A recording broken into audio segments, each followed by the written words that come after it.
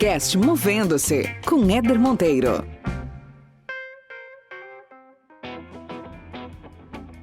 E aí começou o despertar da paixão pela inovação. 99% das empresas que você vê o tempo todo falando inovação, que quer inovar, que isso é puro teatro. Todas as experiências que eu acumulei, todas, sejam ruins ou boas, elas estão me ajudando agora. E hoje eu estou seguindo minha carreira empreendedora, tentando criar aí a primeira empresa de energia móvel. Estou tentando criar a distribuidora de energia do futuro.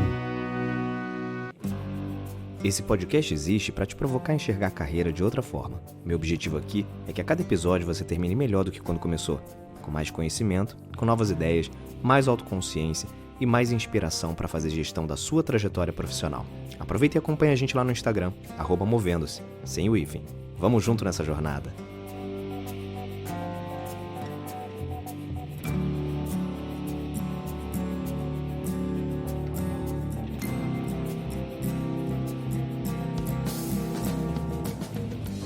Muito bem, começando mais um episódio aqui no podcast Movendo-se, um podcast sempre com convidados especiais. Eu já falei isso aqui uma vez, que o podcast ele tem um benefício indireto aqui para mim, confesso para vocês, que é de poder reencontrar pessoas que eu não falo há muito tempo, que eu não bato papo há muito tempo. E o convidado que eu trouxe hoje é um desses casos. Vitor Gomes, cara, que prazer ter você aqui, Vitão. Muitos anos a gente não se encontra, trabalhamos juntos.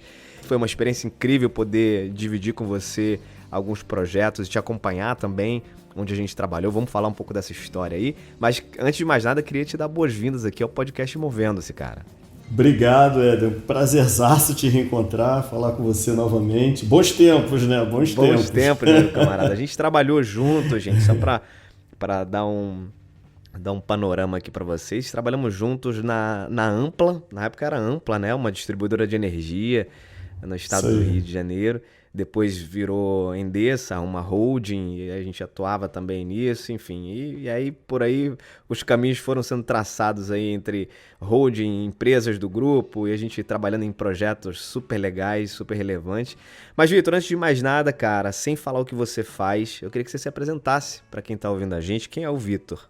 Cara, pergunta difícil, né? Logo no começo. Essa é, cara. Aqui, pô, é assim, já para começar, já instalando. Cara, eu diria que o Vitor é o típico niteroense, nascido aqui em Niterói, criado a vida inteira em Niterói, teve o privilégio, isso é um privilégio raro, de ter grande parte da sua carreira feita aqui também em Niterói. Estou com 41 anos, passei a faixa de 41, isso, cara? Fiz semana... Tudo Tem 10 isso? dias, passa do dia 13. Porra, a gente tá ficando velho mesmo. É, cara. a gente tá ficando velho, né? Eu acreditei também. Mas 41 bem vividos, né? Bem vivido. Então, típico niteroense, estudei no Abel, me formei na UF, a façanha aí, que é muito difícil, o niteroense desde sua formação, ele já tem aquela cabeça que ele vai ter que atravessar a ponte, pegar as barcas todo dia para trabalhar no Rio. Eu consegui a façanha de trabalhar numa grande empresa em Niterói. Então, cara, para poucos.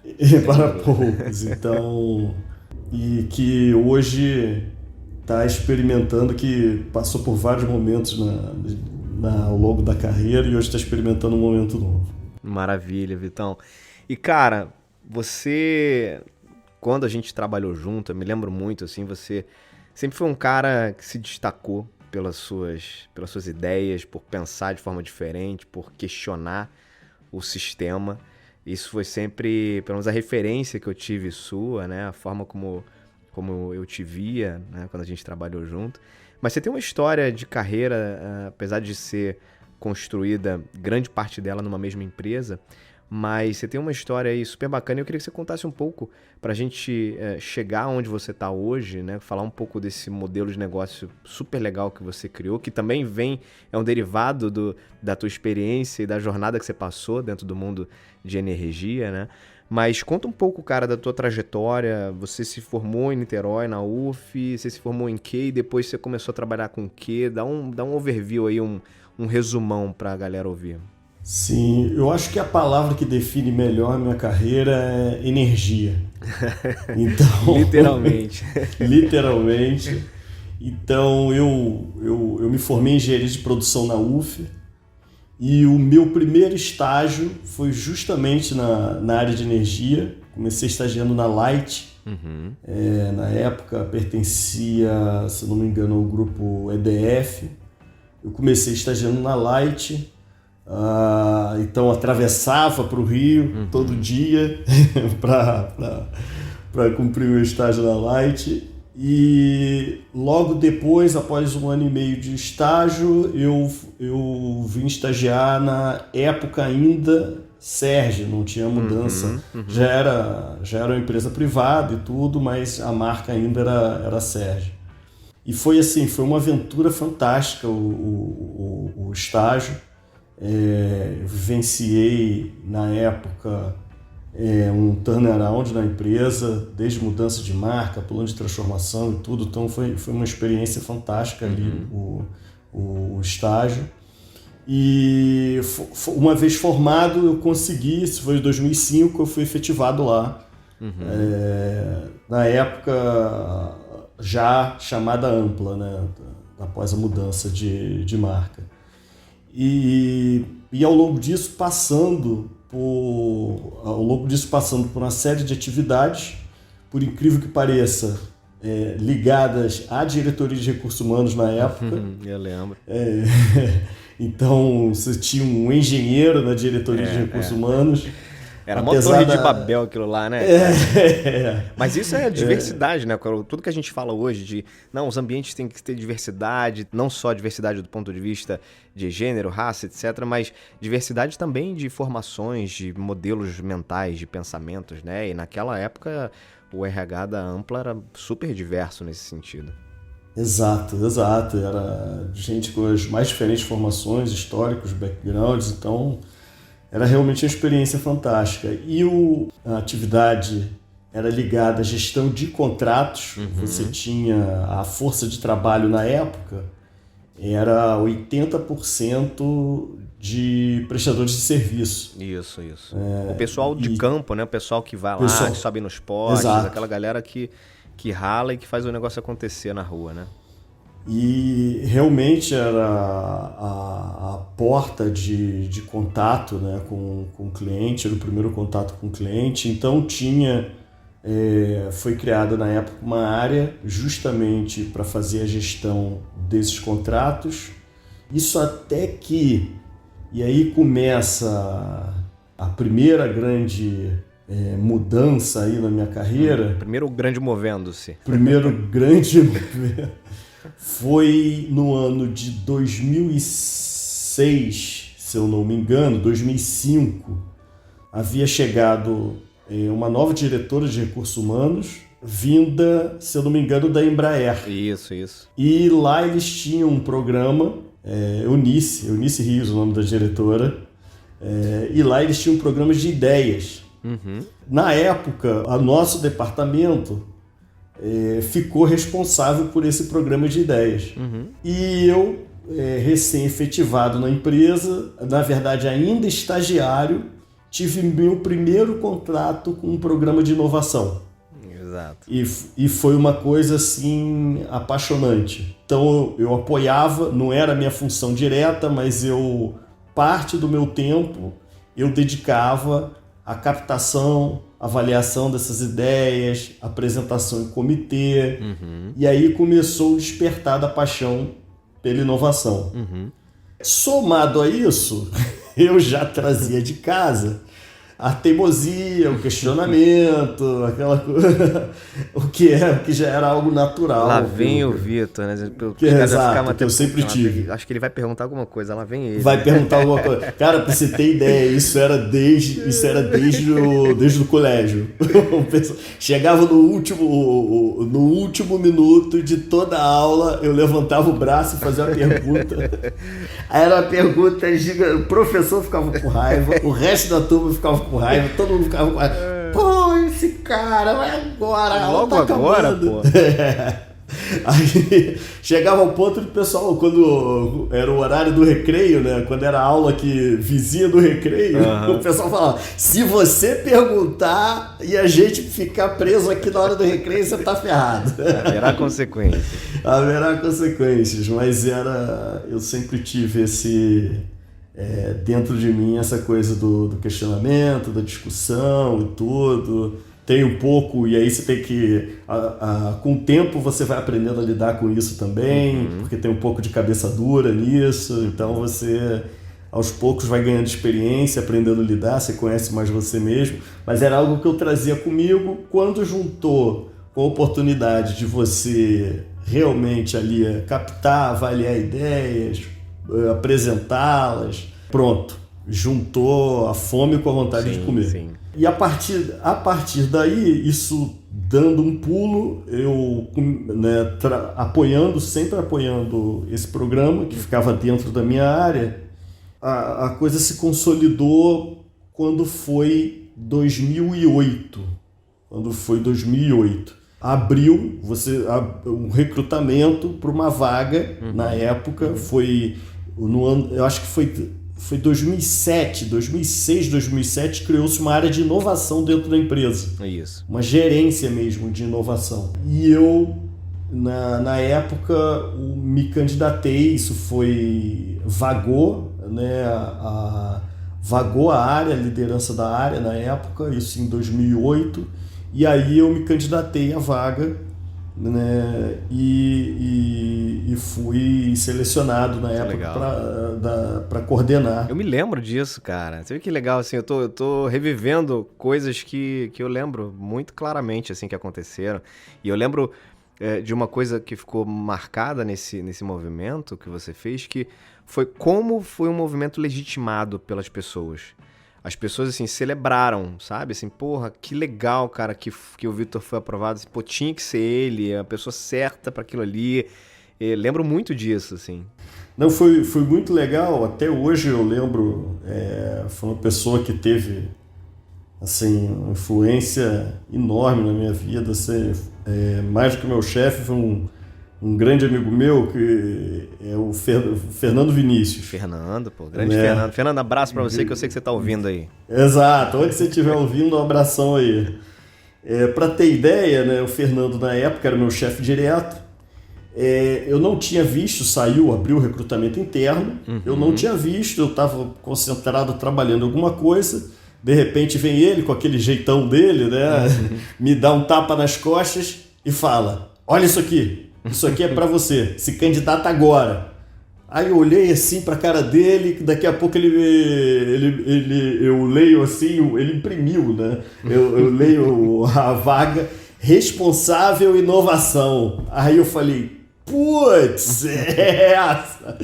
E ele falou: se candidata agora. Então você vê que é um negócio assim, o próprio chefe, né? Porque para o chefe sempre você vai perder uma pessoa e tudo, mas meu próprio chefe falou: cara, essa vaga é para você, isso aqui é a sua cara, é tudo que você quer, se candidata.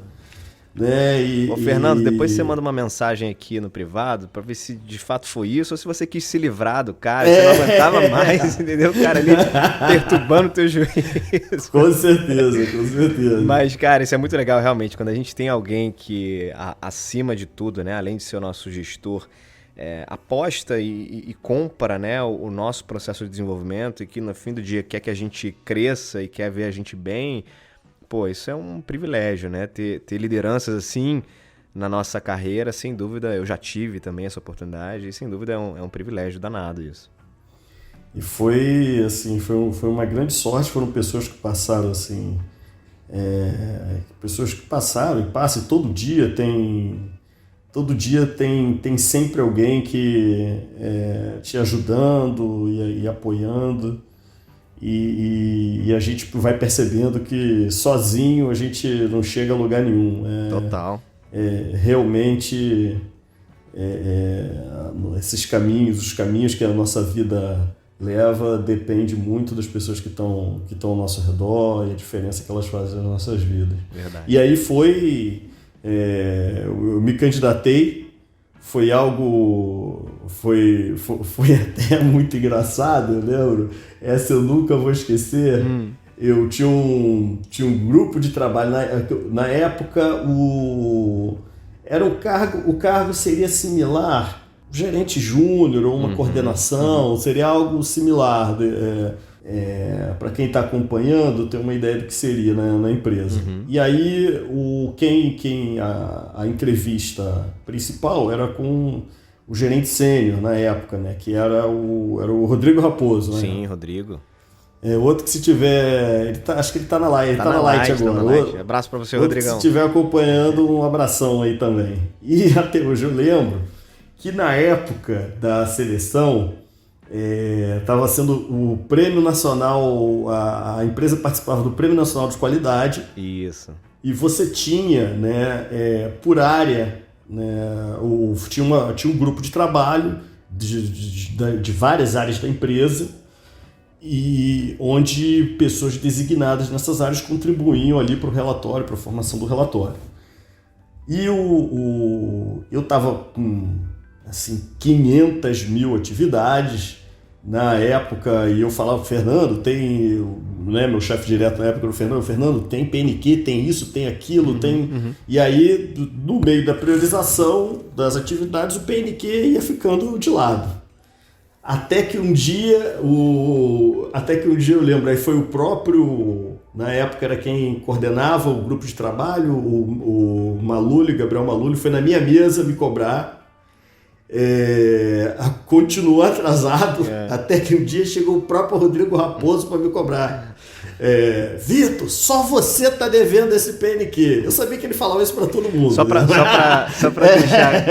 deixar claro aqui para a galera, PNQ é o Prêmio Nacional da Qualidade, certo? Exato. Só você tá devendo o seu item no relatório do Prêmio Nacional da Qualidade. Legal. E eu sei que ele falava isso para todo mundo. Todo mundo tava devendo, mas só você. Todo mundo tava devendo, mas você fica com aquela pulga atrás da orelha, né? E aí eu lembro, logo que abriu a vaga, justamente o gerente sênior que entrevistaram o Rodrigo Raposo, eu sentei na mesa dele para entrevista, ele estava no computador, no que eu sentei na cadeira, ele vira, olha para mim e fala assim, Vitor, cadê o PNQ? Só começaremos a entrevista se você entregar. Aí eu falei, putz grila, vai perder a vaga desse PNQ. Não, mas foi muito legal a entrevista. E aí foi a primeira mudança, né? Assim, foi uma mudança grande, brusca na minha, mas que ditou boa parte da minha carreira para frente. Veio dessa transição, né? Sair numa área muito mais voltada a processos, né? Que era de acompanhamento de contratos, gestão de contratos, para uma área de inovação de fato.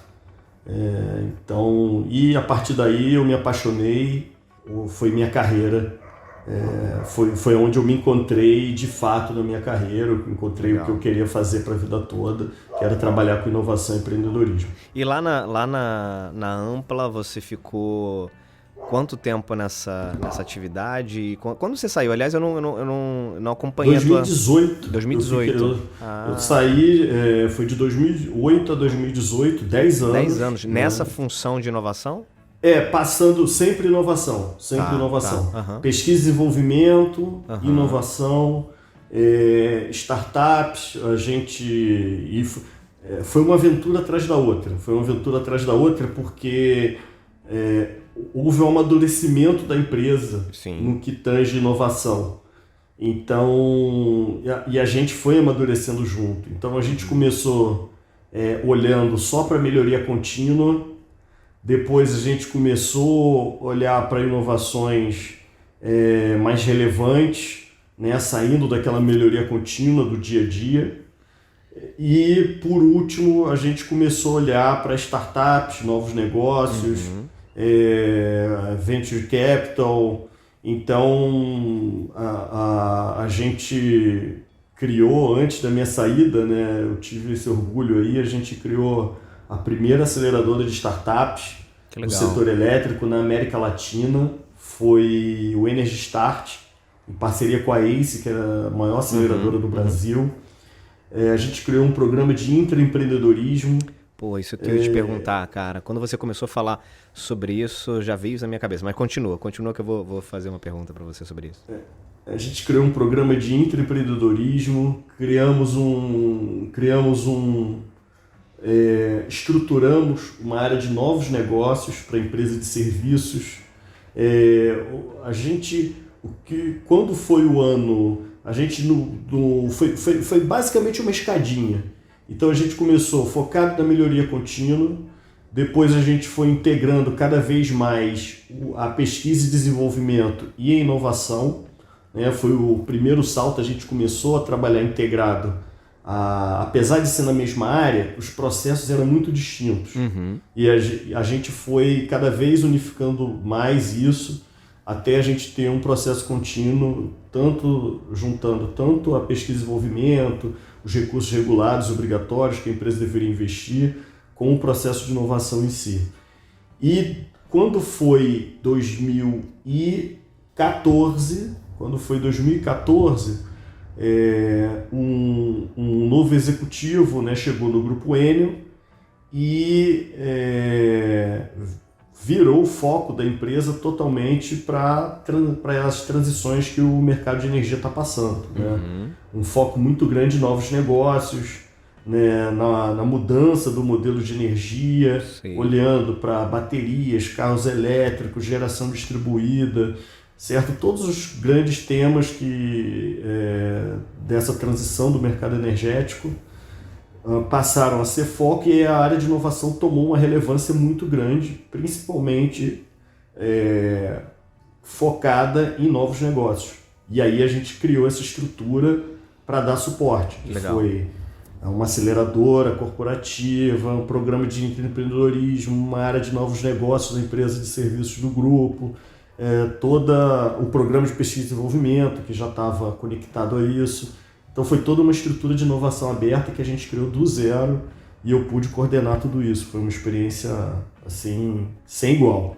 Sensacional. Eu ia te perguntar o seguinte, Vitor, quando você falou do intraempreendedorismo, logo na minha cabeça veio um tema que de vez em quando eu abordo em alguns bate-papos, que é o fato de muita gente, especialmente novas gerações, né, quererem abrir o seu próprio negócio ao invés de trabalharem numa grande empresa. Né? Os jovens hoje, eles têm mais ambição ou mais atração, melhor dizendo, para, de repente, criar sua própria startup ou criar o seu negócio do que, eventualmente, entrar para trabalhar para uma Enel ou para uma grande empresa de algum setor.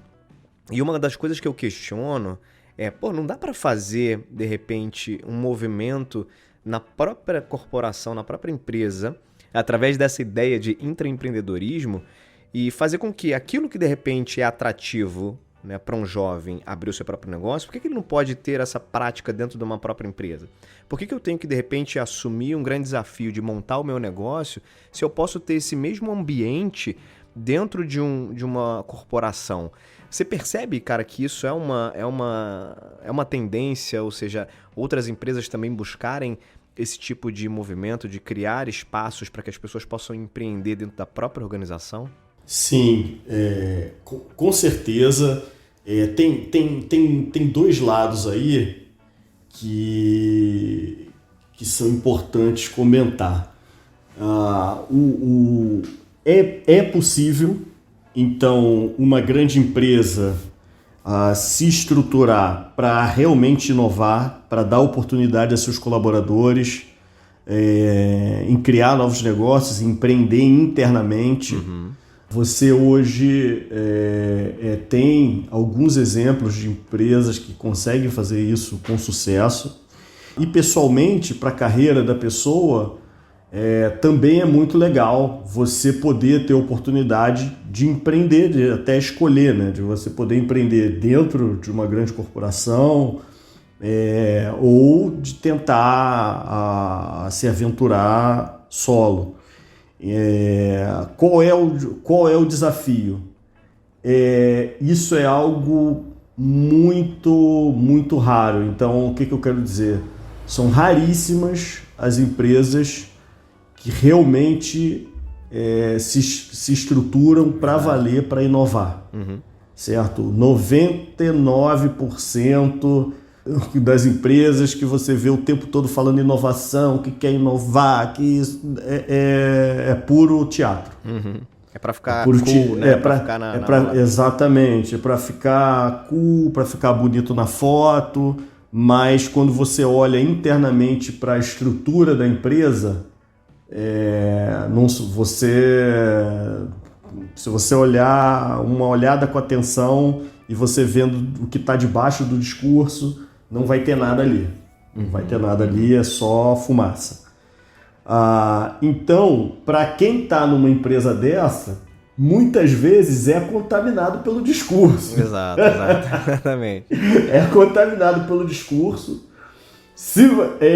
E você se aventurando num discurso desse, realmente pode ser até prejudicial para a sua carreira. Porque você perde tempo de vida, se dedica, esforça, arrisca. Em algo onde você realmente não tinha chance de florescer, de dar certo. Então, é preciso, antes de tomar essa decisão, avaliar muito bem qual é a estrutura da empresa, como são os processos, qual é o suporte que ela dá, qual é o final do jogo, qual é a recompensa, antes de você se aventurar, porque de repente vale a pena tentar sozinho mesmo. A empresa vai mais te atrapalhar do que ajudar, porque isso é algo muito importante. Não é natural de uma empresa inovar. Não é natural. Uma empresa, depois que ela acha o que a gente chama de um modelo de negócio, ela é construída para replicar continuamente aquele modelo de negócio. Você tentar fazer algo diferente, as estruturas, processos da empresa, elas vão naturalmente matar aquela coisa diferente. Elas não estão condicionadas àquilo, né? Aquele pensamento. E não é só muitas vezes não é só pensamento. O que eu quero dizer? O problema não são apenas as pessoas. Os processos, né? Tudo que envolve. A estrutura foi concebida para um modelo. Na hora que você quer mudar o modelo, ou de repente virar um pouco o leme, o processo não está virado para aquele lado, né? Exato. O presidente da empresa pode bater na mesa e dizer: eu quero isso, vou cortar a cabeça de quem não fizer isso e tudo. E não adianta. Não adianta, porque os processos, a forma com que a empresa ganha dinheiro, os canais, os clientes, os próprios clientes não vão deixar a empresa inovar. É verdade. É realmente muito difícil. Você tem que olhar se a estrutura que a empresa montou é capaz de superar essas barreiras. Perfeito. Se for, vale a pena. Porque seu risco como empreendedor vai ser menor. Você está dentro de uma grande corporação. Perfeito. Agora, se ela não tiver estrutura, você tem mais chances se você sair e tentar voar solo, tentar sozinho ou com sócios externos. E aí, tá gostando desse episódio? Olha só, tem muito mais conteúdo no podcast Movendo. Se essa é a sua primeira vez por aqui, saiba que a primeira temporada tá cheia de bate-papos interessantes. Se você tá ouvindo esse episódio pelo seu celular, dá um print aí na sua tela, marca a gente nas redes sociais, @movendo-se, e não deixa de seguir a gente também lá no Spotify. Vai ser muito bom ter você parte dessa comunidade. Vamos dar sequência aqui. Que foi um movimento que em 2018 você fez, né? Já pulando aqui para para sua etapa nova, né? Sua atual etapa de carreira, né? O que você está vivendo aí nos últimos 2 anos. Conta um pouco aí dessa virada de chave, cara. Você passou a tua carreira inteira dentro do mundo tradicional, CLT, ali, mundo corporativo, em uma grande empresa, né? Quando você saiu da Enel, já era, enfim, a maior empresa de energia do país, né? E como é que aconteceu isso, cara? Tô curioso, a gente não se encontrou para conversar sobre isso. Eu queria entender como é que foi essa virada, como é que você teve a sacada de criar um negócio próprio para você. Cara, foi... realmente, eu fui mordido, né, pelo bichinho do empreendedorismo. Então, foi algo... era algo que eu já estava vislumbrando na minha vida, estava claro para mim que eu precisava viver uma jornada empreendedora, trabalhando em inovação esse tempo todo, montando as estruturas, né? Você na área de inovação e montando as estruturas, né? É como se você fosse ali o técnico, né? Você está por trás, você está atrás do palco, né? Garantindo que o show vai rolar. Vai rolar. E uma hora, né, de tanto fazer isso, você acaba sendo, né, mordido para também se arriscar no palco, né? De ser o ator principal, de jogar no palco. Então, eu ainda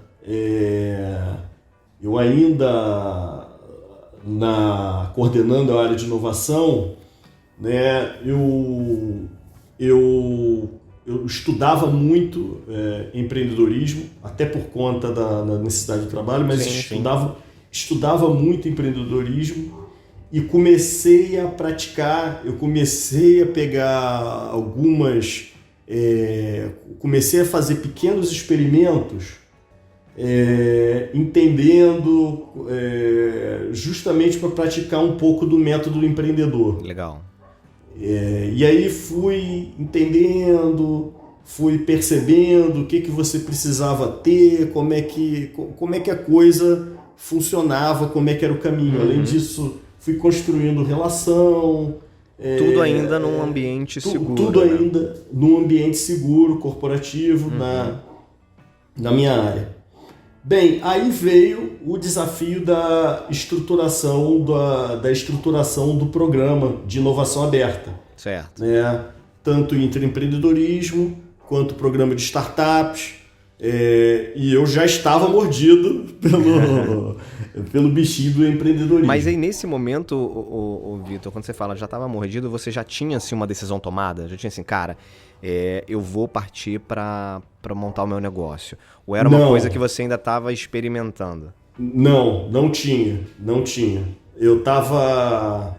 Mas, basicamente, eu estava esperando a oportunidade. Eu estava preparado para, quando surgisse a oportunidade, montar na célula. Certo. O que eu quero dizer?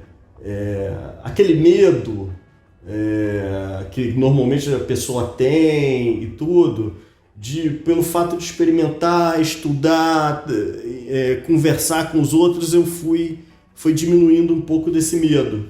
Então, eu sabia que quando a oportunidade surgisse, eu provavelmente iria embarcar. Certo. Mas eu ainda não sabia, ainda não estava decidido. Foi quando surgiu a necessidade de estruturar os programas, né? Isso foi de 2014 para 2015 e começou a jornada para montar um programa de inovação aberta. Um desses programas foi o programa de intraempreendedorismo que a gente montou. E aí a gente conseguiu algo nesse programa que é assim, um fenômeno que empresa nenhuma... É raro uma empresa conseguir isso. A gente deu muita sorte na época, que havia um executivo, era o Marcelo Levinas, né? Tinha a cabeça muito para frente. Muito para frente. Grande Marcelo, um abração também. Ele tinha a cabeça muito para frente e a gente fez uma proposta assim inusitada, que eu pensei que jamais seria aprovada. Que foi o seguinte: a gente dá dedicação exclusiva para o intraempreendedor correr atrás da ideia dele. Ou seja, o cara ia sair da área dele, porém com a vaga garantida, por até 18 meses. Ou imagina, né, você é um gerente, um chefe, você tem um profissional seu, o cara se inscreve no programa de empreendedorismo e você fica lá com a cadeira congelada dele por 18 meses, 1 ano e meio. Então, foi um negócio que, para você ter ideia, normalmente, né, quem está acostumado no corporativo, quando você apresenta alguma proposta, você faz o que a gente chama de combinar com os russos, né? Você conversa com as outras áreas, vê qual é a reação do pessoal, você já sabe quais são os diretores que vão votar no seu favor, quem não vai, quem vai reclamar, quem vai chiar. Então, na época, eu até conversando com o meu chefe direto, era o Bruno Chequete, o Bruno continua lá no Grupo Enel. Então a gente, olha, a gente apresentou ali, né, a gente desenhou o programa e nem a coisa era tão fora da caixa que a gente levou direto e falou: ó, nossa esperança é o Marcelo gostar da ideia, bater na mesa e dizer que vai ser assim, pronto. E foi isso que aconteceu. A gente levou a proposta e conseguimos aprovar um programa de intraempreendedorismo assim, que eu digo é uma raridade. Para você ter ideia, um tempo depois a Google lançou um programa similar, onde o funcionário poderia sair da área e se dedicar exclusivamente ao negócio dele, e outras empresas lançaram. Você começava a ver movimentos parecidos aí. Mas a gente dava, então a pessoa podia dar a ideia dela, era avaliada no comitê, decidiu, ela vira uma startup interna. Então ela ia para a aceleradora, ficava lá na aceleradora, botava o projeto dela para frente, ele ia passando por rounds, então você tinha rounds a cada 6 meses, ou até acabar o dinheiro, o seed que a pessoa levou, ele ia fazendo outros rounds, até no 18º mês o grupo decidia se aquilo vai virar um novo negócio ou não. Entendi. Então a gente criou esse programa e aí começou a acontecer uma coisa que foi as pessoas até não acreditarem. Assim, não, tem certeza que... não, como assim? A gente vai poder voltar depois? Não acredito, vão mandar a gente para outro lugar? Não, olha, a vaga é garantida, pode ficar tranquilo. Então eu lembro que no momento da inscrição havia um temor das pessoas quanto a isso. E aí eu era o pai do programa, né, e tudo.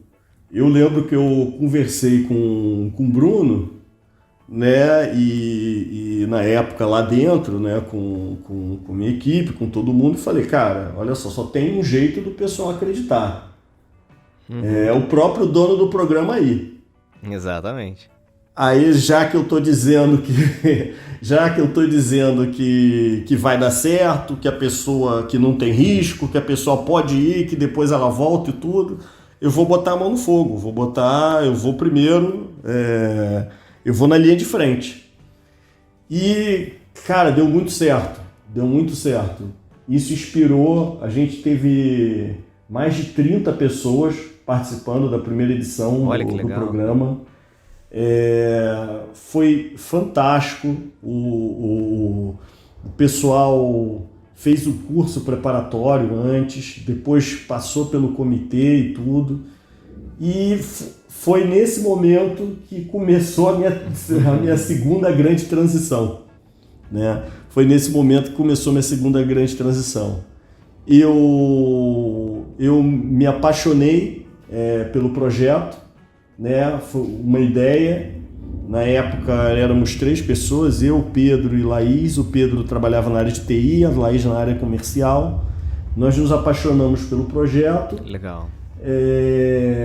Passamos pelas etapas de aceleração e a gente chegou à conclusão de que era a oportunidade, era o cavalo selado que a gente deveria montar, só passa uma vez, né? Só passa uma vez e vamos lá, né? Todo empreendedor acha isso. 99% erra, mas é a aventura, né? É o sonho. E nós nos identificamos com esse sonho. E foi minha outra grande transição de carreira. Hoje eu sou um empreendedor. Em 2018 eu e Pedro fundamos a startup, a Energy2Go. Tá. E hoje eu estou seguindo minha empreendedora, tentando criar aí a primeira empresa de energia móvel. Tô tentando criar a distribuidora de energia do futuro. Olha que sonho. Cara, que legal isso. E fala um pouco, cara, desse modelo de negócio. Como é que surgiu essa ideia? Como é que vocês estão hoje? Né? Como é que esse ano de pandemia, de 2020, impactou o negócio de vocês? Assim, tudo começou com um problema simples. Falta de bateria no smartphone. Clássico. Acho que é um problema que todo mundo vivencia no dia a dia. Eu, especificamente, estava no aeroporto. Eu tinha uma reunião na ANEEL, estava indo para Brasília, estava com cartão de embarque no celular quando acaba a bateria do meu smartphone. Sendo que eu já estava na área de embarque, não dava nem para tentar sair, voltar e reimprimir o ticket, tentar imprimir o ticket, nada do tipo. Eu, como já sofria com problema frequentemente, eu tinha carregadores portáteis na mochila. Certo. Abri minha mochila, peguei aquele carregador portátil grande, 4 cargas. Quando espetei no celular, totalmente vazio, não tinha carga nenhuma. Eu ainda tinha um segundo carregador, daquele pequenininho, de que você costuma ganhar em eventos, também totalmente descarregado. Resultado é que eu fiquei parado, garrado numa tomada, em frente ao portão de embarque, o pessoal chamando: Seu Vitor Gomes embarcar, embarque imediato. E eu em frente ao portão assim: peraí, tô tentando ligar o celular. Deixa eu só ligar aqui rapidinho. Deixa eu só ligar. E terrível assim, porque quando acaba a bateria toda, para ligar não demora. No final deu certo, consegui chegar a tempo para a reunião na ANEEL, deu tudo certo, mas ficou claro para mim que a solução para esse problema não era uma tomada, não era um carregador portátil, mas sim uma solução que permitisse você recarregar sem ter que parar. Uma solução de energia móvel que te desse mobilidade. E foi aí que a gente criou a solução da Energy2Go, que é o compartilhamento de carregadores portáteis. Então, funciona como compartilhamento de bikes, de bicicletas, que todo mundo conhece. Pelo nosso aplicativo, você localiza o terminal mais próximo, retira um carregador portátil totalmente energizado, segue sua vida tranquila enquanto recarrega o smartphone e, ao terminar, devolve em qualquer outro terminal da rede. Que maneiro. Então você não precisa mais ficar parado em tomada, não precisa ficar desesperado com aquele powerbank velho que está sempre descarregado na mochila. Você tem energia móvel onde e quando você precisa. Que legal. E hoje vocês estão mais concentrados, por enquanto, no Rio? Já abriram mercado fora do Rio? Como é que tá? Hoje são 50 pontos no Rio e São Paulo, onde você pode retirar um carregador portátil totalmente energizado. São pontos como faculdades, bares, restaurantes. Então, são parceiros nossos o Grupo GPA, né, o Supermercado Pão de Açúcar, faculdades como a ESPM, a Faixa, a Loja Zoe e outros restaurantes, cafés, pontos turísticos. Então, a gente tem uma boa gama aí de parceiros.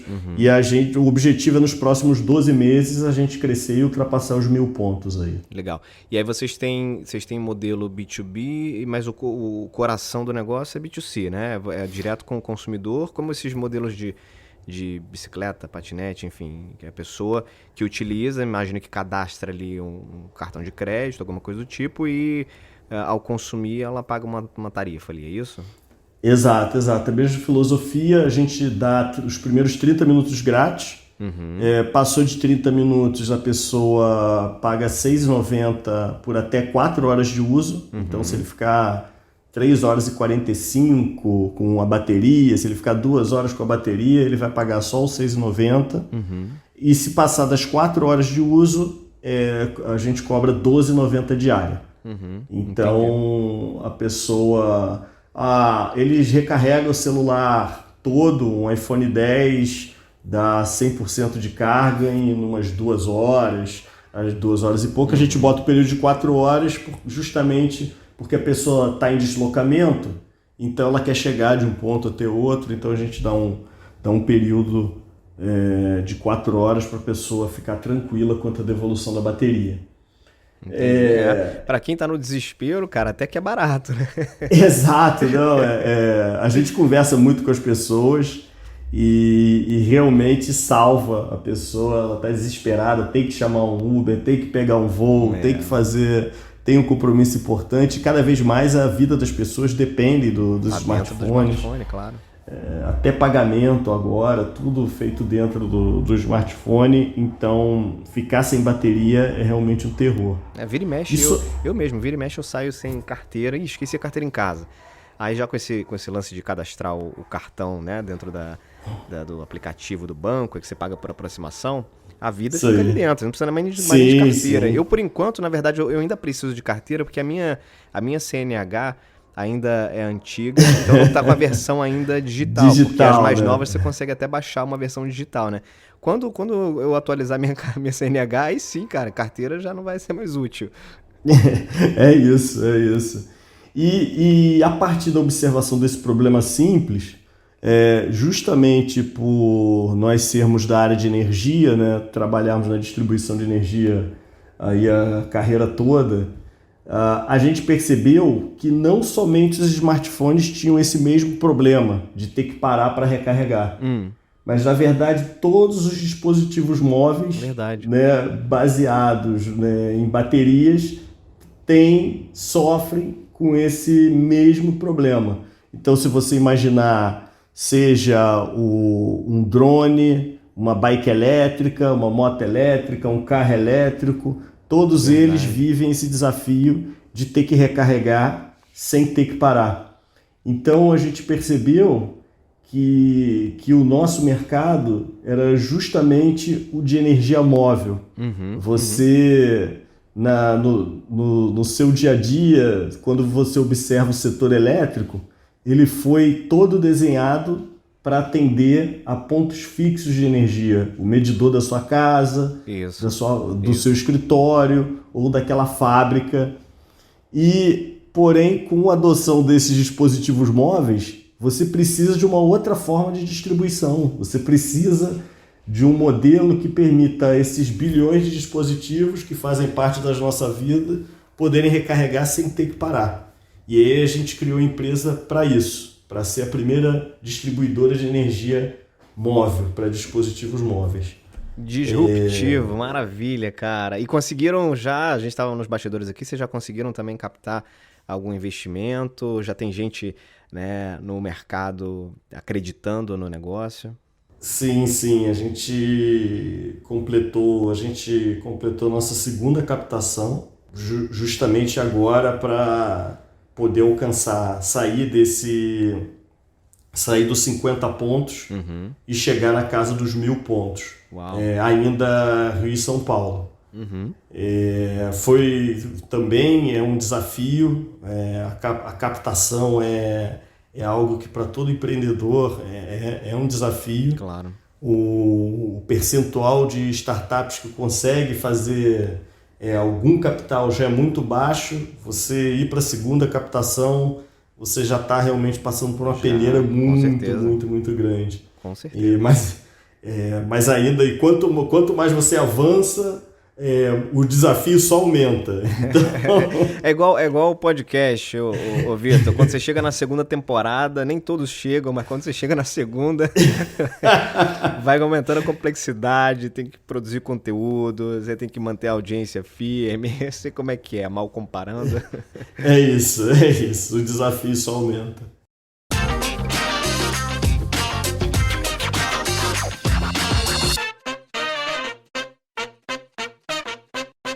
Muito bom, cara. Pô, que legal, que trajetória maneira, que modelo de negócio alucinante que vocês estão construindo e que bom te ouvir como protagonista desse processo todo.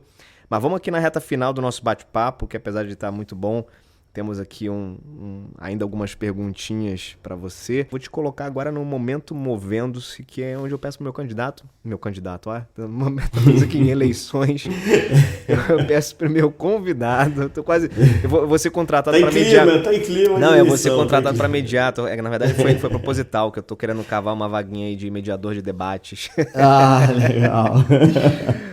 Meu convidado para indicar algum tipo de conteúdo, cara, alguma coisa que tenha te marcado, que você quer compartilhar com quem tá ouvindo a gente, pode ser qualquer tipo de conteúdo, seja ele em livro. Na primeira temporada a gente tinha um momento, esse era um momento literário, onde o meu convidado indicava um livro, e aí na segunda temporada eu resolvi inovar, até porque conteúdo não está só em livros, né? Tem muita opção hoje, muita alternativa de consumo de conteúdo, além dos livros, que são fantásticos, mas eu deixo um pouco mais aberto agora então para o meu convidado. Diga lá. Cara, com certeza, definitivamente Christensen. Legal. Por favor, se você pensa em empreender, se você pensa em inovar, cara, leia o Christensen. O livro mais famoso é o Innovator's Dilemma, é o Dilema do Inovador. Uhum. Leia todos os livros, veja todos os vídeos. Se você, assim, é de ponta a ponta o conteúdo mais importante que você precisa para pelo menos saber navegar, não se sentir tão perdido numa carreira empreendedora. Legal. Realmente, se você está tentando empreender, inovar de fato, ele consegue te dar uma bússola. O segundo livro, então, que é o Innovator Solution, a solução do inovador, né? Uhum. Aqui no Brasil, acho que eles traduziram como inovação para o crescimento. Então, assim, é fantástico, é algo que te transforma, assim, realmente mudou minha vida. Muito mudou bom. Minha vida. Não só me ajudou, não só consolidou minha paixão pela inovação, quanto também é o guia, minha bússola nessa minha jornada. Nessa jornada atual, né? Legal. Então você não indicou um livro, você indicou um autor, Clayton Christensen. Clayton Christensen, bacana. Então já fica a dica aí, consumam todo o material do Christensen, que está validado, certificado aqui pelo Vitor. E Vitão, para a gente fechar, meu irmão, se você pudesse encontrar o Vitor lá do início da carreira, aquele garoto lá que estava indo estagiar na Light, atravessando a ponte, se você pudesse ter um encontro com você naquela época, cara, com a cabeça que você tem hoje, a bagagem que você construiu ao longo desses anos, enfim, o que você falaria para você como dica essencial? Olha, pergunta difícil, hein? Essa é, cara. Essa é muito difícil. Olha, eu acho que talvez, em vez de uma dica, eu bateria nas costas dele e diria: vai, garoto. Vai. Vive. Vai, vive.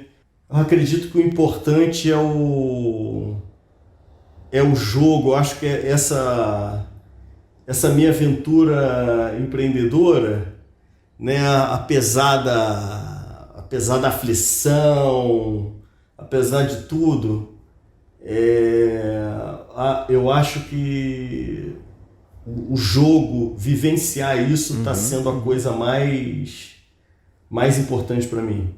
Legal. Não tenho a mínima ideia no que vai dar. Legal. Tem dia que eu acordo assim, desesperado, minha mulher que segura a onda aqui, sem ter ideia do futuro, só que não trocaria isso por nada. Muito bom. Todas as experiências que eu acumulei, todas, sejam ruins ou boas, elas estão me ajudando agora. Claro.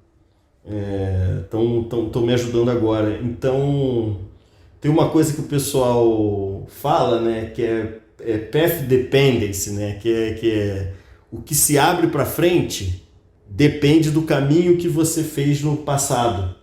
Exatamente. São as oportunidades que você tem para frente, elas dependem do caminho que você fez no passado. Então eu diria para o garoto seguir. Vai e aproveita a jornada, garoto. Vai e aproveita a jornada, porque essa jornada é que vai te dar as oportunidades que você vai ter para frente. Maravilha. É isso.